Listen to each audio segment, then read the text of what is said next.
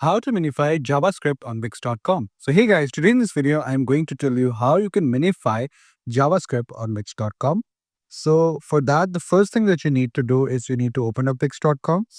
And when you do, you can see that you will be redirected here on this homepage, and there are a lot of features of this homepage.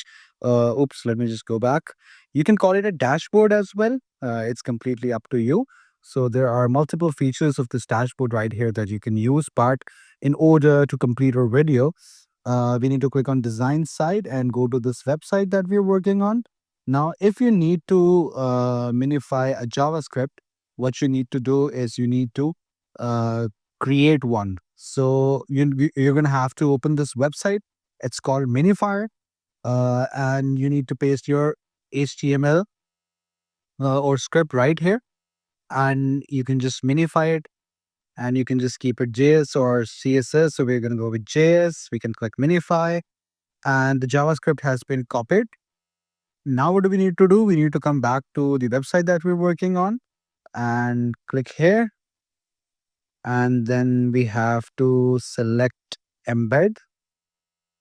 If we can see it, can we see embed? Here you go. Yes, here it is.